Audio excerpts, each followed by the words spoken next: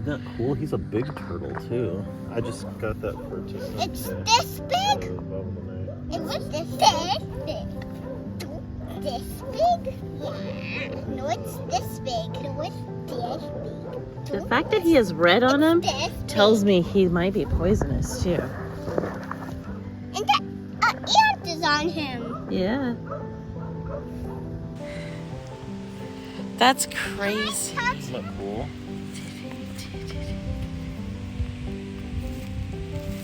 It's crazy. Can I touch the knife?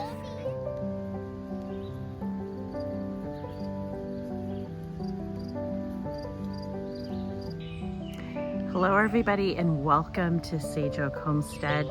My name is Lisa in case we haven't met, and today I wanted to welcome you all to my garden. Let's do a garden tour.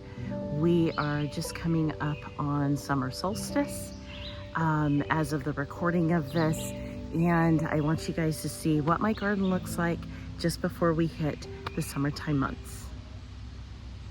Back in the month of April, we chitted our potatoes and planted them under row covers to protect from frost and freezing.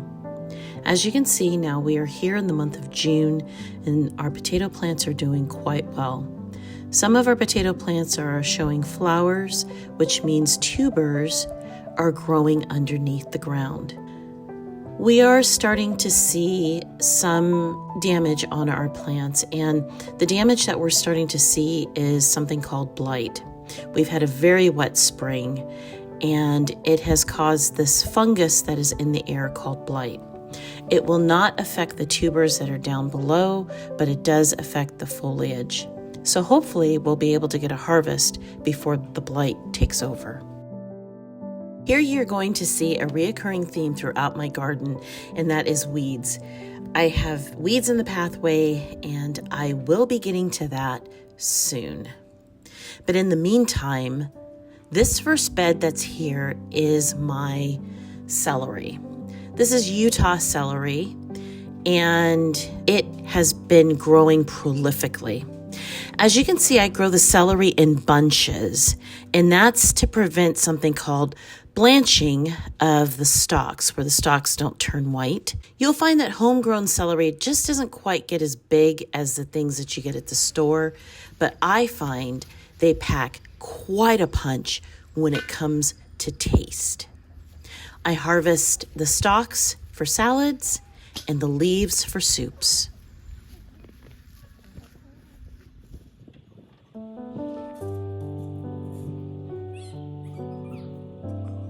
As you saw, back in April, the very first part of April, I direct sowed my pea seeds. These are the type of peas that I use for stir fries. These are not the kind that I grow for the actual seeds. We have been harvesting off of these plants now daily. They just suddenly started to put on a lot of growth as soon as the soil started warming up and as soon as we started into the spring months. And every single day, I am harvesting at least a Ziploc bag full of peas. This next bed is my onion bed, and this has a variety of onions, both red, yellow, and white onions that I have grown from seed back in the month of February indoors. What I'm doing at this point is removing some of the soil away from the base of the onion, so that way the onions get a chance to bulb up. So that way in the month of July, we'll have an onion harvest. So we're planting just a few garlics that I had that have sprouted. We're a little late in the season, but I'm taking a chance on doing it anyway. And that's just because I didn't get a chance to plant any garlic in October because we weren't living here at that time. So now that the garlic has sprouted, I'm gonna be, yes it is. Now that this is, sorry about that. Now that this is the time that the soil is workable, I'm trying to plant it. Okay. So remember what we said? last time. This is the butt.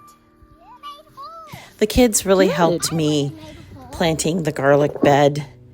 And now this is the result of the garlic that we planted back in April. I have to say, this is not one of my best ideas, but I figured it deserved a shot nonetheless. The garlic that I chose to plant in this bed is all soft neck garlic. This is what I had access to at the time that I was planting it. I had taken that garlic from the state of Arizona, where we originated from. That's what I had, and that's what I planted. Going forward in the future, because we are in growing zone 6A in Michigan, I will be planting hardneck garlic going forward. But for now, I'm pulling up some garlic just to see what it looks like. And I'm really not that impressed. It's small, but at the same time, I am grateful that I at least have a little bit of homegrown garlic. And next year, this will definitely look a lot different.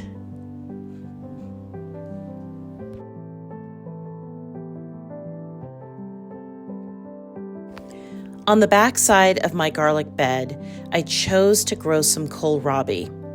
I've done that before in the past. My husband's not too crazy about it, but this time around I thought maybe the kids would like it. And if they do like it, then I know going forward in the future, this will be a garden staple.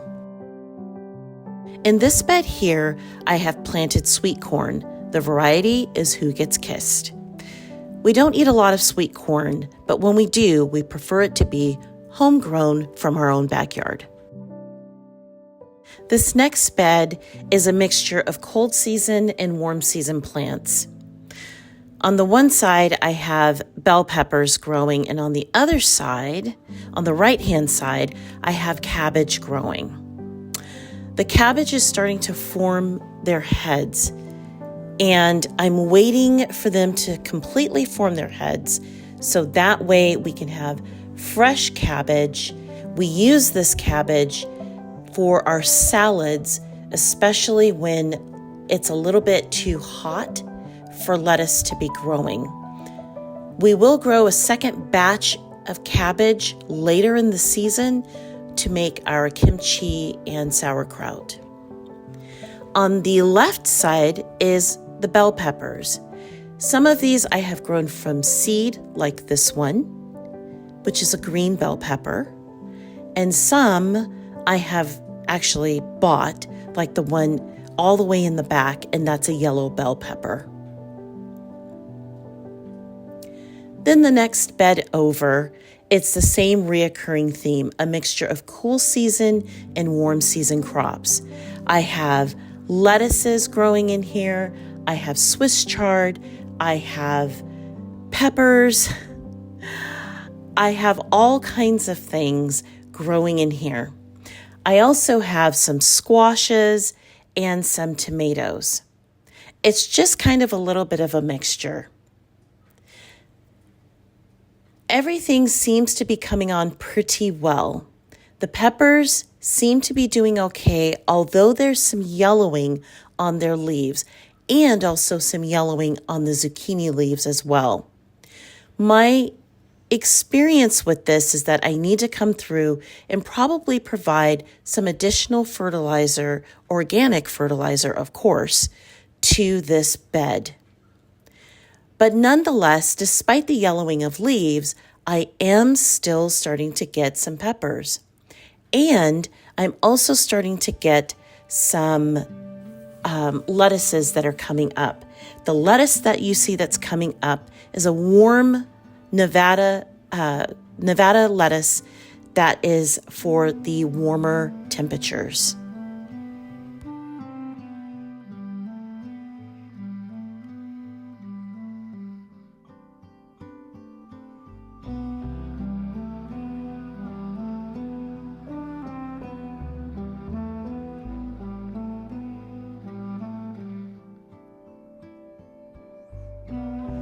We have been enjoying lots of salads. Just about every other day, I am harvesting a ton of salad greens out of my gardens. Another thing that I have been enjoying a lot of is harvesting some of the herbs that I have growing. Now, I have to be very careful with how and what I harvest because the herbs that I'm growing here are perennial and I don't want to overexhaust the plants by harvesting too much. But as you see here, I have decided to add plantain, mint of various types, and chamomile, monarda, catmint, all different types of things here in my herb garden. I come through and I harvest at least once every other day, very gingerly, and I put all of this in the family's evening tea. Every day after dinner, the family drinks tea, whether it be hot or cold, just to get all of those good things in our system so that way we can sleep better, we digest our food a lot better, and we just overall are starting to feel a lot better by having herbal teas. One of the things that I was really surprised to see here was a regular honeybee. She was resting there on my yarrow. Since we've been here on our homestead, I have not seen a lot of bees, and I've been very concerned about where they have been. Hopefully she makes it back to her hive and lets everybody know where my garden is.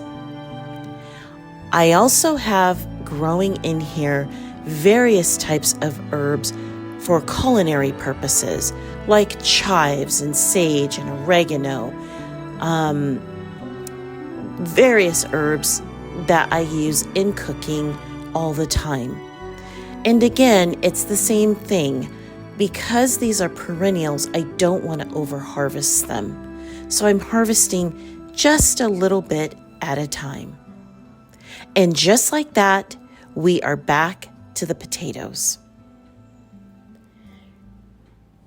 Now it's time for me to take all of these things into the house and turn them into the foods that me and my family like to eat and drink. This is the results of our harvest. And this will feed my little family of 4 for about 2 days. And then after that, it's back into the garden to harvest the exact same thing.